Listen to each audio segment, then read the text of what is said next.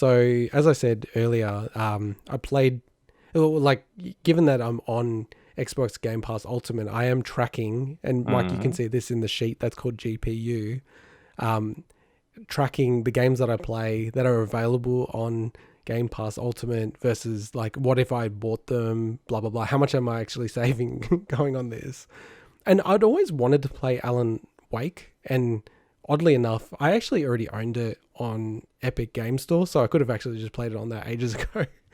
But yeah, so I installed it, and man, like this game, like it really has already stuck with me, and I really, even thinking in a year's time, it'd be really interesting to reflect on it. But I'm actually like fundamentally one of the things I'm actually surprised that this game is not held in higher regard. Like I'd heard of it before, but I never really heard of people talking about this game in such a way of like really, game. Enjoying the experience. But I actually really love this game. It was a big deal when it came out. But it's sort of got a cult following. Yeah, it's not... like, it's an interesting one.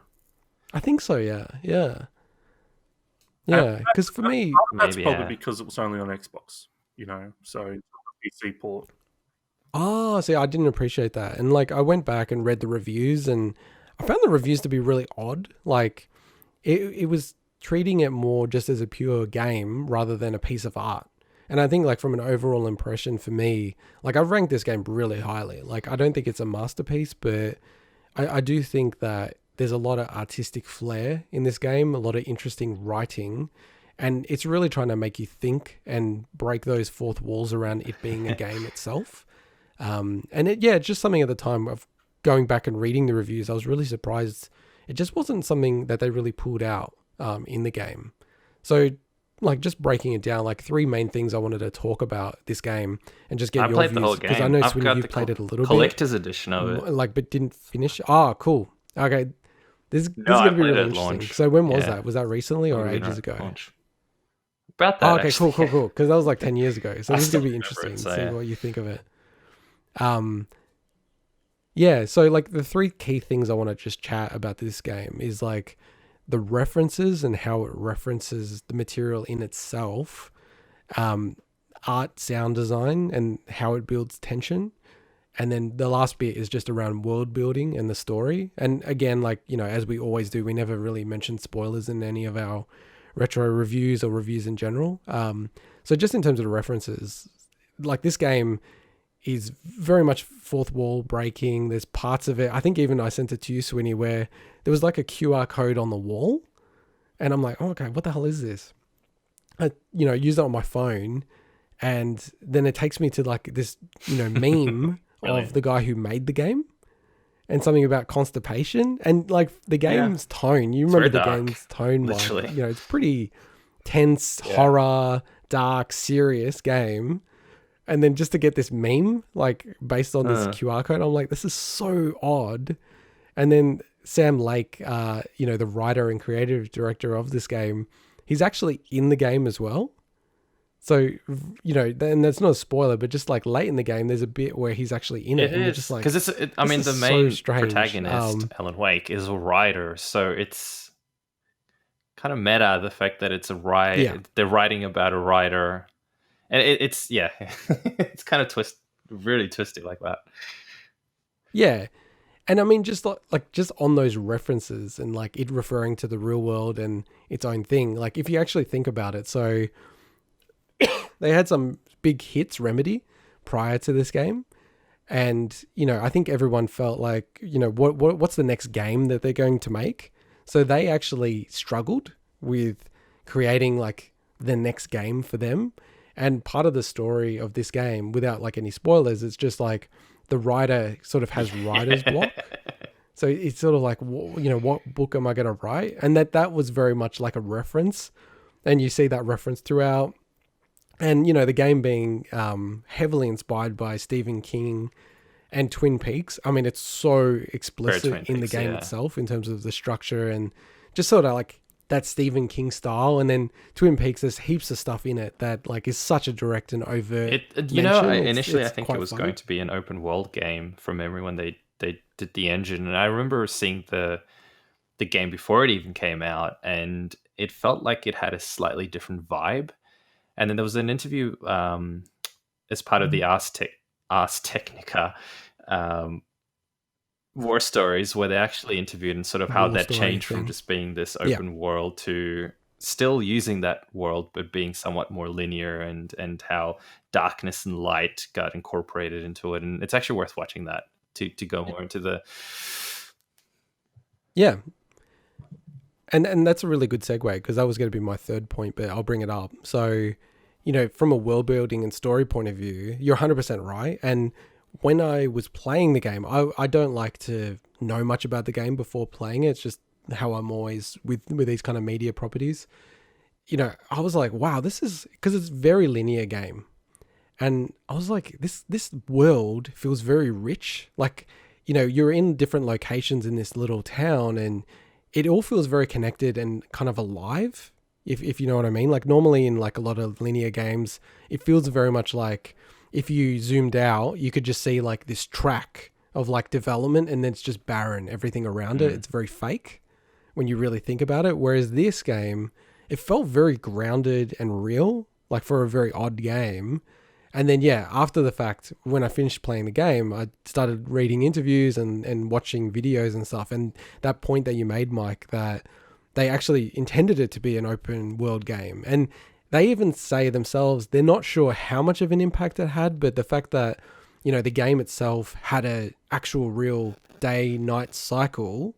So when they were rendering the linear parts of the game, like the lighting was exactly correct in terms of where the sun was, and in reference to the actual town that they're in. And like, and I actually think it is something that really comes to life when you play the game.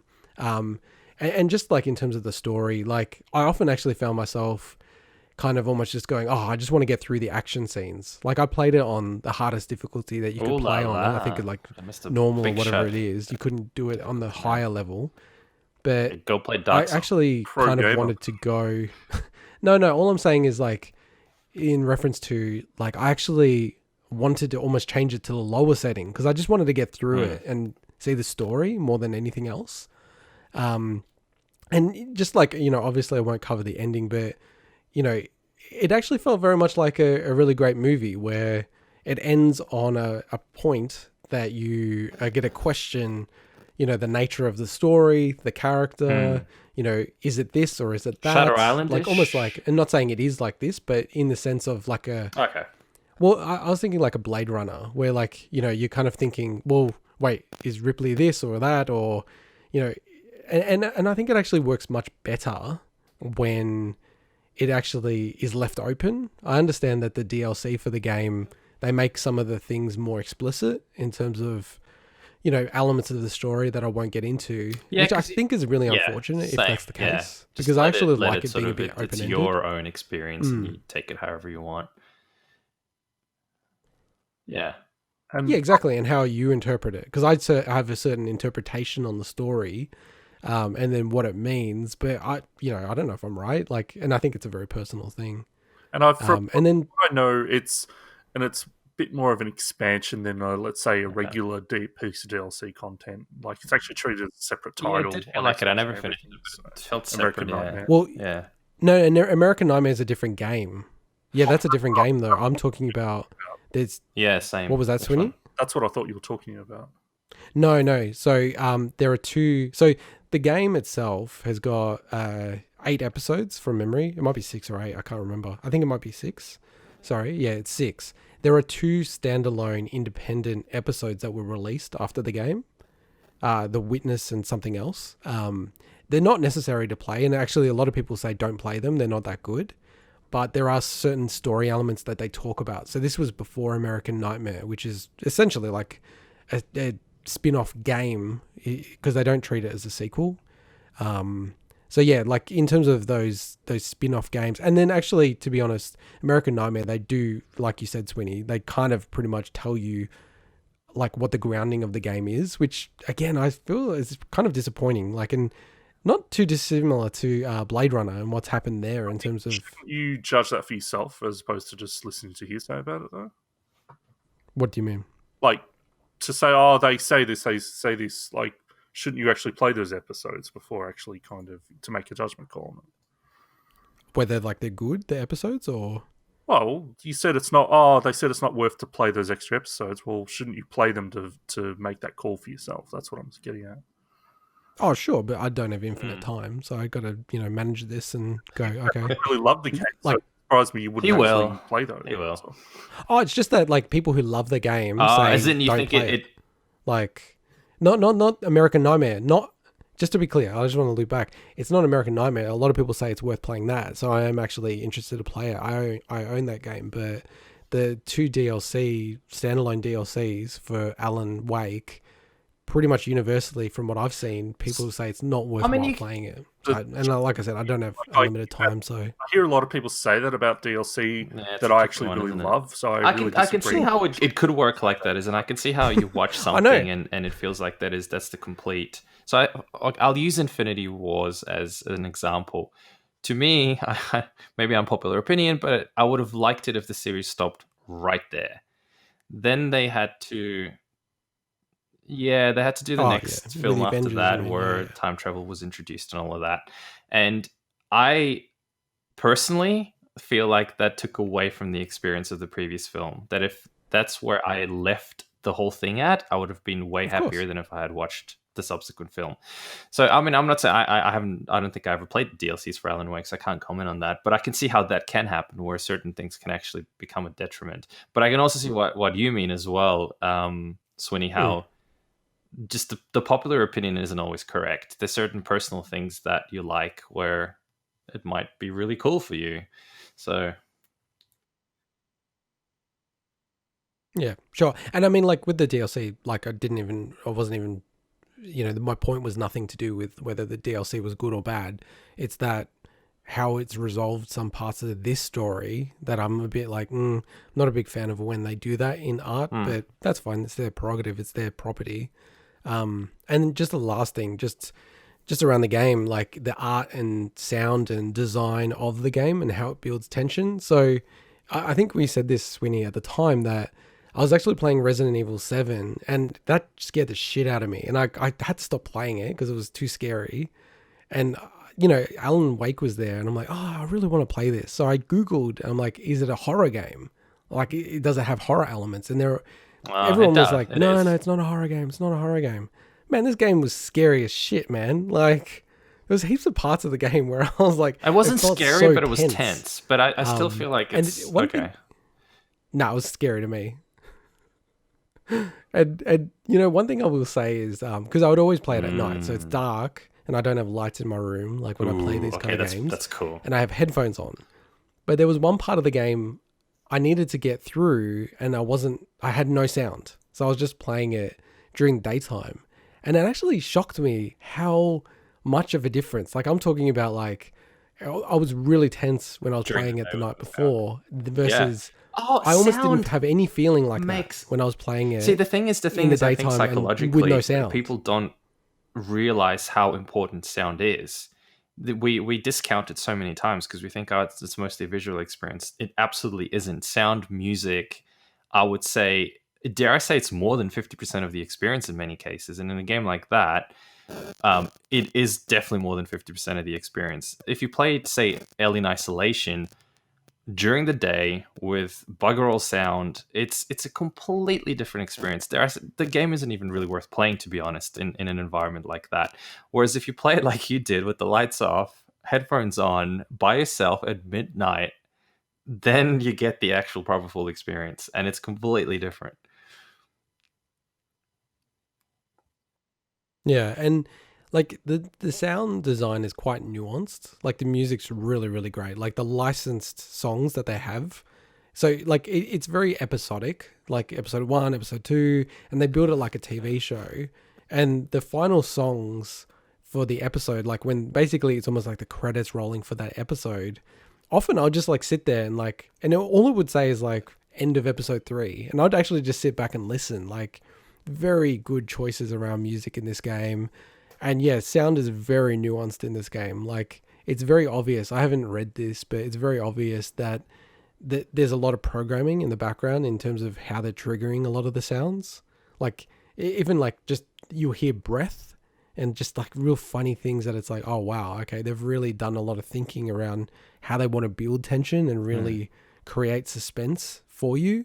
And it's a very like Stephen King style of like build suspense, and then like, okay, you're safe, so you can kind of have a release or something funny happens. Just a very quick side note about sound and like production, Mike. When you go to play more Valhalla, pay attention to how they use the music when you get closer to location stuff. Very dynamic in that. I just want to flag that for Mike who goes to play that game. Okay, and I'll talk about it next week. So, sorry, it's just a side note.